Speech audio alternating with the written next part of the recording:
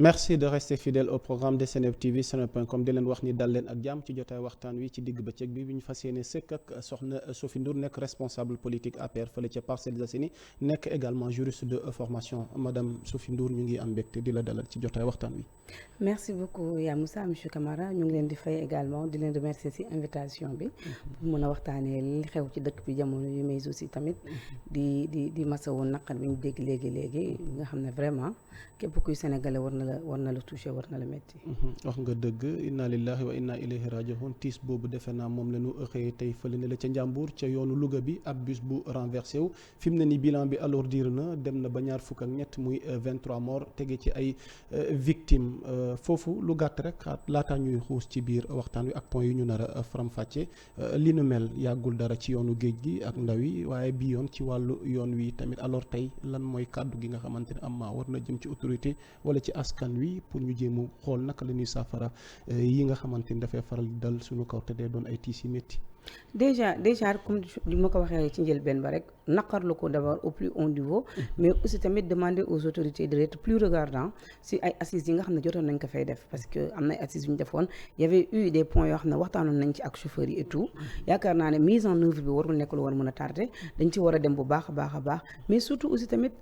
l'esprit citoyen des chauffeurs nañu waxtaan ak chauffeurs yi parce que nga yëpp ay doomu aadama mooy yëpp ay nit te ñooñu ku ci nekk soo jógee sa kër yaa ngi tàggoo dem fenn te ñaan nga yàlla yegg fa donc man aujourd'hui quand même yaakaar naa ne l'instruction civique surtout également tamit ak respect du code de la route loolu dafa nekk loo xam ne war nañ ko càmbaraat Sénégal parce que mënuñu suñu jigee ci jëye bii nii tey jigee ci jëye bi te ñu ciy dee mooy suñuy doom suñuy jarbaat suñuy xarit suñuy mag suñuy yaay suñuy papa donc c'est regrettable mais l'État également je pense que ni pour une fois wala même pour encore des mesures beaucoup plus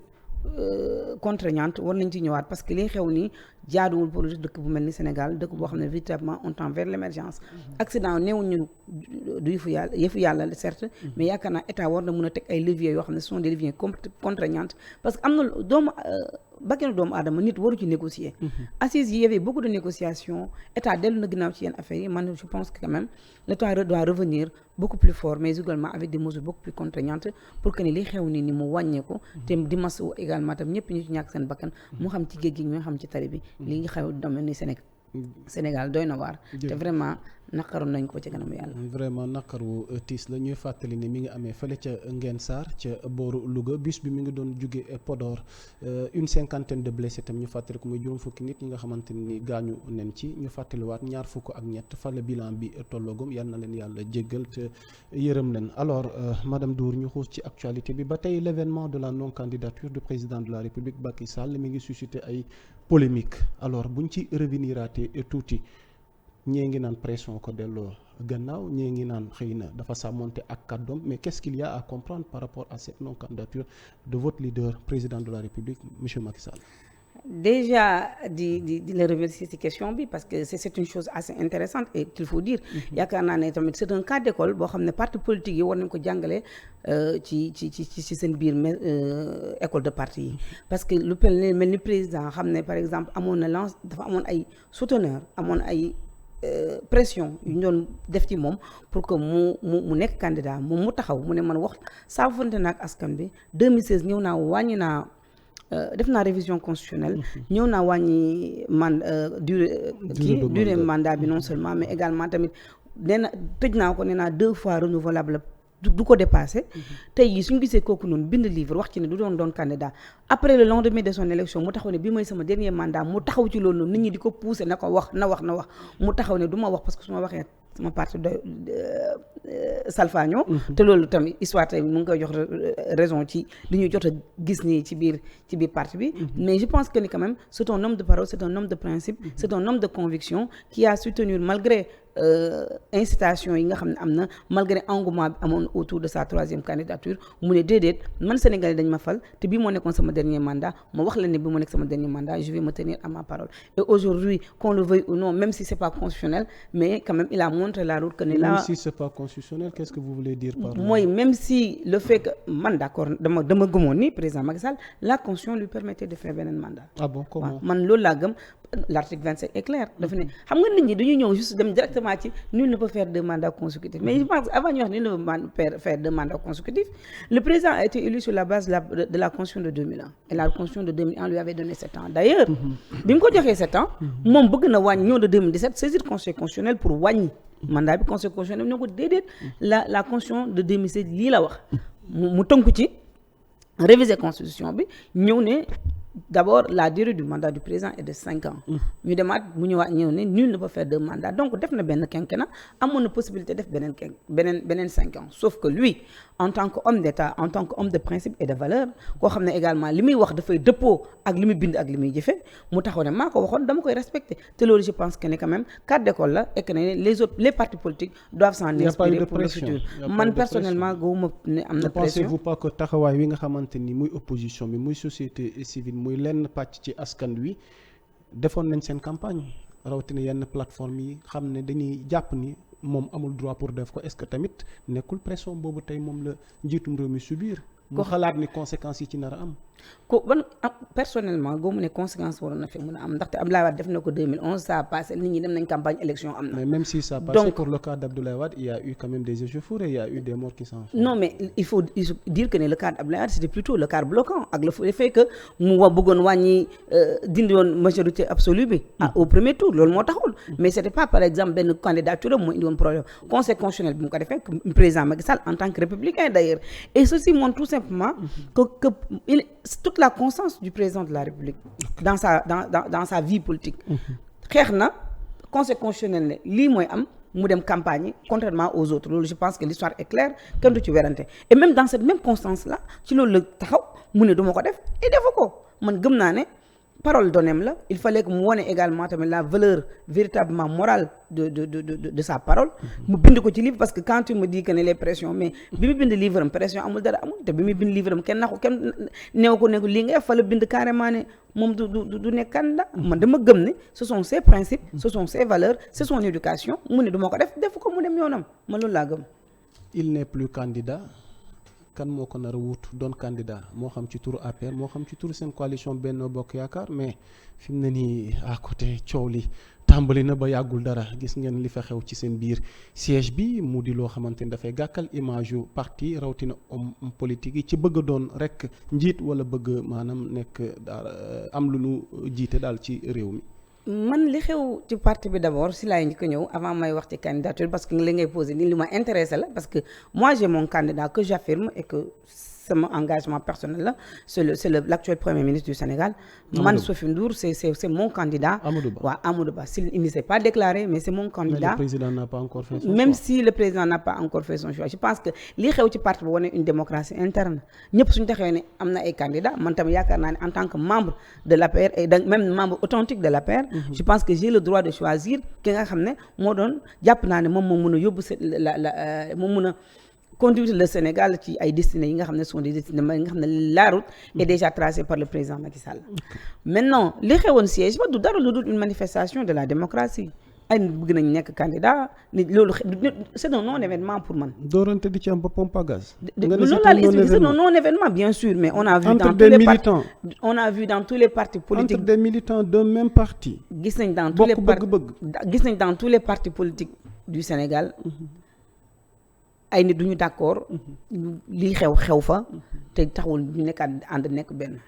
man li ma la wax dafa leer dama ne la lii wane ne c'est juste une manifestation de la démocratie interne ku nekk am nga droit taxaw ne sama candidat c'est le meilleur maintenant le secrétariat exécutif national est en train de se réunir tout le monde attend la décision du président kan lay choisir mais man Sophie en tant que tel quand même j'ai mon choix et mon choix est incontournable et indéniable c'est le premier ministre Amadou Ba et pour mille et une raisons du question d'exceptionnel mais question de continuité là d'abord Amadou Ba ñëpp xam nañ ne 2013 la ñëw dugg ci gouvernement bi ba 2020 il a fait 7 ans avec le président mu uti na ay fonds c'est un des piliers du PSE1 et du PSE2 tey ak plan de développement bi ñëwaat également c'est une personne qui va aller vers l'international aller chercher les ressources qu'il faut pour amener dans ce pays-là donc yaakaar naa ne nit gënu ko am maîtrise ci le plan Sénégal émergent bu président parce qu'il fait partie quand même des personnes qui ont porté ce projet-là ici en Afrique au Sénégal et éventuellement à l'international mais tey jii candidature le premier la candidature du premier ministre Amadou Ba va au-delà même du parti de l'APR et même de la coalition Benno Bokk Yaakaar demande sociale la nu mu nekkee demande sociale da nga dugg ci carré ñu ne la il n'est pas le seul dans le parti. Il y a Abdoulaye Diouf Sarr, il y a Abdoulaye Daouda Diallo, il y a Aly Ngouille Ndiaye et tant d'autres qui se sont manifestés vouloir aussi être candidats. Mais loolu pour remplacer le président de la Macky Sall. mais loolu ñoom c'est le droit le plus absolu ah ñun bañuñu loolu. gis nga yaakaar naa ne da nga xeeb ñeneen ñi wala da nga jàpp xeebuma leen mais man tamit sama mbër laa xam te man ci moom laay mën a wax mënuma wax ci keneen ñeneen ñi. Ils n'ont pas été ministres des Finances, ils n'ont pas été ministres des Affaires étrangères, ils n'ont pas été Premier ministre du Sénégal. Abdoulaye Daouda Diallo n'a été que Premier ministre, il n'a été que ministre des Finances, et également quelques ministères. Mais yaakaar naa ne da nga xeeb loolu. xeebuma ko. Et d'ailleurs c'est déjà ci ñoom ñaar sax la coow li gën a bëree. Et c'est là où d'ailleurs que ne foofu lay gën a neexee. Pourquoi? Parce que ce sont tous des inspecteurs des impôts et domaines.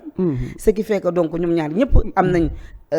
carrure tey dëkk bi. Mais la différence entre peut-être Abdoulaye Daouda Diallo et Amadou Ba pour man en tant que responsable politique mooy que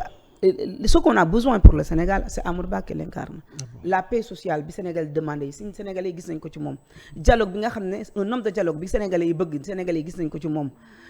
président Macky Sall c'est pas pour rien que mu bàyyi ko mu dem noppale ko ci di laa rek indiwaat ko def ko premier ministre ne ko yow laa gëm ne yaa mën a gérer bi président nekkee au niveau bi muy assurer la commission de l'Union africaine mais c'était le premier ministre qui était là pour dérouler pourtant kenn waxu ci dara. Donc ñun lu ñu gëm c'est un homme d'éthique c'est un homme boo xam ne véritablement c'est un grand technocrate un grand comité d'État. Amadou Ba jàpp nga ni war na ci mën a indi saafara. Bien sûr su ma ko gëmutoon du ma ko wax te du ma ko défendre je suis une femme de principe une femme de valeur comme moom gis d'ailleurs li ma gis ci moom moo tax ma ànd ak moom su ma ko gistoon loolu ma gis ci moom su ma ko gistoon ci man du ma ànd ak moom noonu laay ànd ak nit man. C'est une personne boo xam ne il peut assurer la continuité du président tàmbali. C'est une personne boo xam ne mën naa def ak ñëpp xaj nañ ci moom mais peut-être kenn xajul ci moom ñëpp xaj nañ ci ñëpp mais peut-être kenn xajul ci moom loolu am na lu ko yàlla may la. Donc comme je disais tantôt sa candidature n'est plus benn candidature boo xam ne c'est le souhait d'un parti politique ou peut-être même de quelques personnes qui sont dans le parti mais yaakaar naa demande nationale la loolu noonu moom mu am maintenant on espère que le président de la République son choix se portera sur cet homme. Donc cet homme de confiance mais également que ne ñi nekk ci parti bi yëpp nekk ay candidats président su defee choix am quand même peu importe même ñun parce que moom wax na ko ku mu munti choisir nañ ànd mais aussi tamit on demande tamit à l'ensemble des membres du parti que si le président le choisit que ñëpp ànd nekk benn ñu dem gagner yi parce que ànd ak moom la question de premier tour ne se posera pas ñàkk ànd ak moom yola choisir keneen du ma ne deuxième tour lañ jëm de mais sera compliqué pour le parti. Nan ngeen di def ak seen nawla yi ngeen bokkal coalition Benno Bokk Yaakaar gi man dafa mel ni man APR rek moom moo nekk ci biir ko yéen buur yéen buum bi yéen daal yéen rek la ñuy dégg ci parti. xam nga yeneen parti yi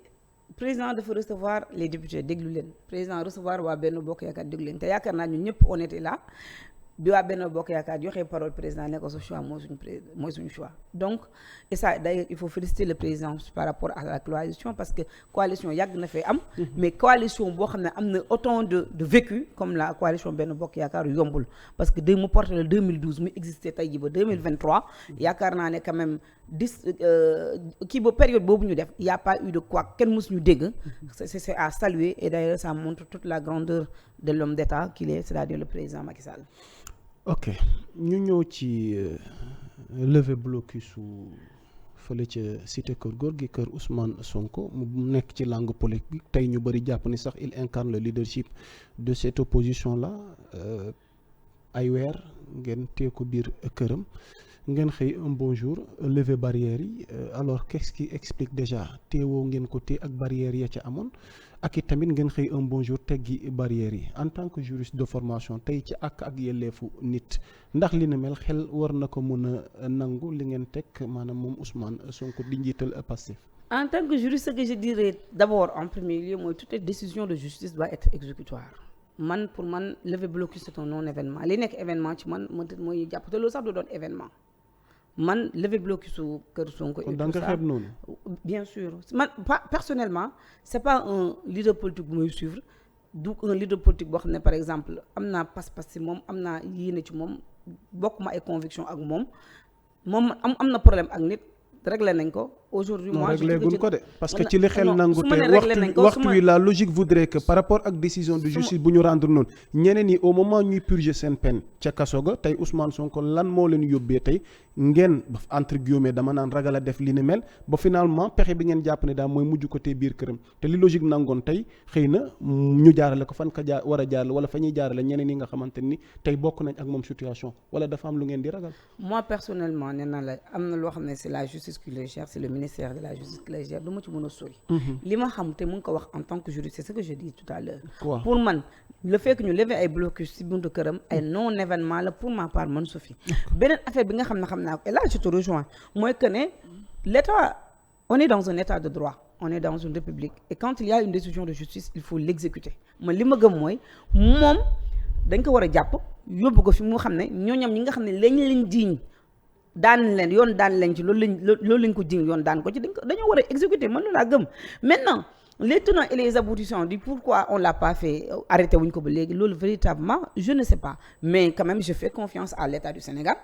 parce que li ma gëm aussi tam mooy que ne on est dans un état de droit et que ñoom am nañ ay informations yoo xam ne amaan na man awuma ko Sophie Ndour man en tant que une personne simple comme ça donc munuma xawma lan moo tax l'État peine à faire exécuter cette décision-là et c'est dommage parce que dina cause ay précédents vous l'avez dit précédents yi mu cause li mooy day doon fi ni benn jurisprudence et loolu état waru ko nangu man li ma gëm mooy dañ ko war a décision bi dañ ko war a exécuter war nañ ko jàpp war nañ ko yóbbu fi ñu war a yóbbu moromam loolu laa gëm 2024 lañ jëm tey mu bañ a bokk moom moo gën a nekk à l'actualité tey juriste nga par rapport ak décision de justice yi pesé ci ndoddam autant dossier Mame Mbaye Niang bi autant dossier mook Adji Sarr bi tey ci njàngat est-ce que war na mën a bokk wala war na mën a bañ a bokk ndax tamit ñenn ñi la ñu jàpp mooy yéen da ngeen a nekk ci pexew fexe écarter ko parce que gis ngeen tey montée en puissance bi nekk ci ay mbiram ba sax am na ñu naan entre guillemets am na lu ngeen nas seen diggante ak ñeneen naataangoom yi nga xamante ni ñoom la bokkaloon Yewwi Askan Wi wala bokk ak ñoom opposition bi tey ñoom ngeen gën a déggul sax ndax fi mu ne nii Karim Wade du yàgg dara am mu ñibbisi ba ngeen defal ko amnistie Khalifa Sall it waxi noppi naka lañ mën a jàngee boobu la situation madame Ndour. déjà li ma mën a wax mooy que ne du point de vue juridique c'est quelqu'un qui a eu une condamnation définitive pour le moment xamuñu nag ndax day dem confier aux prisonniers ou pas et que ne juridiquement s'il dépose sa candidature dans ces conditions-ci le Conseil constitutionnel va le déclarer irrecevable loolu moom lu leer la moo tax su ma déggee nit ñi di wax ne day bokk par force man ay damay jàpp ne la par force on est dans un état de droit et dans un état de droit la force c'est que l'état de droit ça dit c'est que le droit soit dit et dans ces conditions yu nekk nii actuellement su poser candidature am dans ces conditions yi ce sera déclaré irrecevable loolu moom amul demal ma ñëw xam nga ko xam naa ko keneen xam na ko maintenant dans le cas de Yewwi Askan Wi loolu noonu c'est intéressant de parler de cela parce que président yaakaar naa Macky Sall bi muy def son discours pour appeler au dialogue neewul Khalifa kaa ñu waxtaan neewul diw kaa ñu waxtaan dafa ne ñëw leen ñu waxtaan je pense que il a été là dans la coalition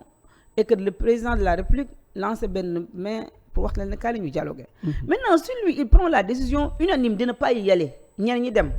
mais kan moo xañ boppam peut-être que su moon waxtaanee ni ñu laalee l'article 23 alinéa 3 bi l'article 28 du moins alinéa 3 bi amaana dañ ko laal yenn article ba président peut-être si pouvoir discrétionnaire ak ci mbaaxam mën a dindi yooyu yëpp soumettre ko à l'Assemblée nationale et que ñu baal ko mais malheureusement il demul ku demul nag dialogué wul je pense que ne man xaw ma ci yenn levier yu extraordinaire wala yu en termes de démocratie Ousmane Sonko war na mën a bokk 2024 mais en termes de démocratie le dialogue lan moo ko le dialogue est une manifestation Khalifa war a mën a bokk Karim Wade war a mën a bokk qu'est-ce qui doit empêcher Ousmane Sonko mu bokk 2024 mais li ko mën a li ko empêcher mu bokk moo ko teg boppam mooy wuyuwul dialogue le dialogue est une manifestation de la démocratie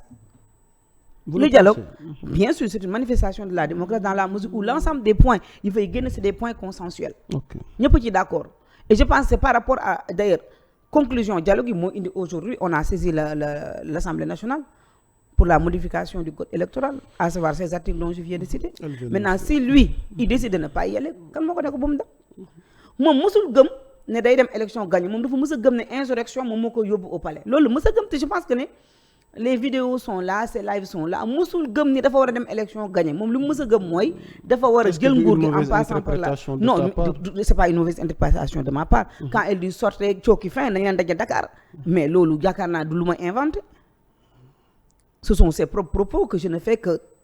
redire. mais politique day yëngu. waaw mais léegi seen parti yaa ngi may expliqué ne ma dafay dundal parti. non mais mel chauffour rek yooyu noonu wala. mais li muy dundal parti loolu moo tax que ne moom il doit avoir cette intelligence là. Mais malheureusement c'est une personne peut-être qui est trop passionnée qui ne comprend peut-être pas les canevas de la politique moo looloo ko yóbbee fii nii peut-être que s'il avait peut-être un peu de sang-froid politique dina dem wuyu ji dina waxtaane ji et que éventuellement même avec cette condamnation même si quand même il aura peut-être la possibilité de se présenter mais malheureusement def ko dégg naa ñuy wax ay dialogue bis bi ñun waa APR ñoo ko njëkk a bañ ñun duñ ko nangul kenn mais pourquoi duñ ko bañ président il n'a que sa parole joxe na parole la ñëpp a ngi naan fi mu ne nii réew mi toll na foo xam ne est-ce que waxtaan war a mën a am diggante Ousmane Sonko ak njiitu réew mi président Macky Sall. mais attends président bi mu nekkaa ñu waxtaan lu tax mu wuyu jiwul lu tax demul waxtaanee ji. mais il a expliqué les raisons yéen defe ngeen nii ñi ngeen jàpp te ñu bokk ci ñoom lu mot 500 personnes ñu nekk kaso rawatina seen yenn leaders yi est-ce que moom war na mën a dem ci conditions yooyu. mais parce qu'il a posé aussi des conditions mais ñi dem négocier yi ci dialogue bi la question de ces incarcérés politiques ont été évoquées mais dañ ko écarté parce que peut-être amaana ña demoon dialogue yi ñoom tamit amuñu ci élément moo tax duñ ci sonn moom mi ci amoon ay nit su nekkoon nitam yooyu dañ ko intéressé dafa waroon dem dialogue yi pour génnee xale yooyu prison mais dialogue yi jiwul moom moo décidé demul maintenant nag je pense que ne le président du fi nekk nag di ko neexale de loolu président su ko defoon ñun ñi ñooy dal ci kawam ne ko moom nag qu'est-ce qui fait de lui un citoyen spécial c'est un citoyen lambda comme man comme yow comme tout le monde yéen la ñuy laaj question non ñi ko jël yóbbu ko foofu peut-être mais pas moi qui considère Ousmane Sonko comme un non événement comme quand même par exemple koo xam ne par exemple dafa ñëw rek wàllu yaan si politique bi et que ne xamul nu mu demee su xamul nu mu demee dina wuyu ji dem di dialogue ji. alors bu fekkee am na lu ma la fàttee laaj ñu ngi ci cappaandaw jotaay waxtaan wi nu bàyyi la kàddu gu mujj gi ndax réew mi toll na foo xam ne tamit madame Sophie Ndour l'urgence est là donc l'heure est grave. effectivement ndaw yaa ngi des ci yoonu géej gi rawatina tey tali bi yëf yi gën a compliqué alors lan la ñu war a mën a tey def ci situation bi du mel ngir mën a wàññi effet yi mbënn mi tamit ak inondation yi nawet bi ci lañ toll. bon déjà par rapport ak immigration clandestine bi quand même. J'aurais bien aimé ñu waxtaan ci et qu'il y ait quand même des assises assez sérieuses par rapport à cela parce que li xew ci géej gi doy na waar man je me rappelle il fut des yàgg na benn livre bu ma livroon Vente de l'Atlantique bu Fatou Diom quand il parlait de ces arrivées là en Europe via l'océan Atlantique la mer Méditerranée et que à l'époque sénégalais yi peut-être que ne c'était pas l'effet des réseaux sociaux à l'époque amutoon moom moo tax ñu doon minimiser mais aujourd'hui mënuñu minimiser dala c'est un fait et c'est un fait réel et constat bu existé bu am mais que l'État dafay indi ay leviers l'État am na ay leviers yu bëri yu mu teg mais peut-être que moi je me dis c'est peut-être la communication qui manque nous avons beaucoup de structures étatiques qui sont là pour aider les jeunes véritablement dans l'entrepreneuriat am nañ fonds JIP nga xam ne c'est un fonds de garantie boo xam ne il suffit juste que tu amènes un bon projet il y a un accompagnement parce que d'habitude da nga doon am projet nga dem le projet était bancable mais c'était mal écrit yor banque bi rejeté ko des fois da ngay dem le projet est bancable mais doo am garantie et le fonds JIP est là pour ça moi je pense que aujourd'hui ces leviers là existent am nañ également la DER avec les nanocrédits qui carrément aident les personnes assez vulnérables mais ça ces outils-là, ces leviers-là, on a l'impression que ça passe pas au niveau des jeunes. Donc, et d'ailleurs, c'est ce qui est intéressant parce que d'une part, c'est dialogue national, parce que dialogue national, ils sont intéressés à l'article 87 de la Constitution, nous avons modifié, à code électoral, nous avons modifié. Mais ce dialogue aussi, il y avait ce qu'on appelle l'instruction civique, il insistait à ce que nous il y avait, et d'ailleurs, qui est un point qui a été retenu par la commission chargée de la jeunesse. Il y a aussi ce qu'on appelle le service militaire, on l'a pas retenu, et moi je pense que nous devons retenir juste parce que pour mettre certaines valeurs citoyennes et patriotiques chez les jeunes. Parce que ni dem, sur les tranches d'âge, on te dira c'est entre 18 et 25, 26 ans. Donc, état bi non seulement war na jël loolu, il y a également ce qu'on appelle le programme de xëy ndaw ñi. Nit ñi dañ lay wax ne non programme xëy ndaw ñi nit ñi dañuy wax échec non mais non du tout. Je pense que un bilan a été fait, 450 milliards ont été injectés, plus de 60 000 emplois ont été générés. Le plus important c'est l'impact. Un projet qui n'a pas assez d'impact maanaam ci askan wi. Mais impact ñu ngi koy gis chaque jour. Si aujourd'hui beaucoup de jeunes désespérés ne comptent plus avoir quelque chose chez eux, di ko bëgg wuti ji feneen mais ça pose problème. Mais moi ce que je pense moi que c'est une mauvaise information et une mauvaise interprétation de l'ensemble de ces leviers-là que l'État du Sénégal a mis en place. Xam nga lu tax ma gëm loolu. Tu sens que tu as parlé d'impact mais Sénégal xaw ma ban problème amati mais ñëpp xam nañ ne côté salubrité yóbbu avancé nañ côté salubrité quand même avancé mais xale yoo ñu nekk di salubrité xëy yu ndaw mi lañ duggee via UCG via FERA loolu doo ko weddi donc impact bi am na non seulement du point de vue de l'environnement mais également du point de vue sanitaire par rapport aux Sénégalais donc impact bi ça existe réellement maintenant soo jëlee également tam y a DER bi comme je l'ai dit tantôt am na ay femmes yoo xam ne dañuy xëy bëgg am benn 25000 dem jënd jën ñëw jaayaat mais amuñu ko donc avec le nanocrédit tu vois que ça passe c'est plus de 38 milliards qui a été injecté dans le secteur informel mais aujourd'hui man dama jàpp ne li gëm ak sans oublier les ni nga xamante encore le programme de 3NFPT boo xam ne c'est un programme cyclique qui allie information et apprentissage et emploi après et même auto-emploi mais yooyu noonu ce sont des leviers yoo xam ne il faudrait que État quand même dans sa communication ñu gën ci ñaax xale yi également surtout la question citoyenne man je pense que c'est la question citoyenne te kër yi parce que kër yi da ngay gis ne quand même il y a ce qu'on appelle aujourd'hui quand même le désengagement des parents xale bu am 18 ans buy dem c'est vraiment boo xam ne dafa waroon jàngi école wala def formation professionnelle et État du Sénégal a pris l'ensemble de ces président Macky Sall quand même bi mu ñëwee en 2013 mettre na levier yëpp mais que ça a du mal il va falloir maintenant que ñu diagnostiquer pourquoi ça ne passe pas et que comment maintenant trouver une meilleure formule pour mën a accompagner l'ensemble là ce sont des leviers qui peuvent endiguer du ma ne totalement même quand même qui peuvent endiguer à 70% peut-être li xew mooy kii bi immigration clandestine bi. looy tàggatoo. li may tàggatoo mooy déjà que ñu di leen remercier déjà di leen remercier di remercier waa Seneweb di leen wax ne également tamit c'est site la boo xam ne sénégalais yi ñu ngi koy suivre et que ne j'ai vu que ne c'est une équipe assez jeune très jeune d'ailleurs et que ne ces jeunes là yi dem suñu xooloon si yéen yaakaar naa dinañ xam ne espoir am na fi entrepreneuriat la donc ay jeunes ñoo fi nekk c'est une chose boo xam ne véritablement dañ koy saluer mais également di xaar avec impatience aussi la décision du président de la République par rapport au candidat tout en espérant que le candidat choisi ce sera le premier ministre non seulement pour le côté social parce que sa candidature va au-delà même de notre parti, de notre coalition. C'est une demande sociale, sa candidature, et que pour nous, voilà, pour moi surtout, c'est la seule personne qui peut assurer quand même la continuité de cette émergence-là, tant voulu par les Sénégalais et tant vantée par le président de la République.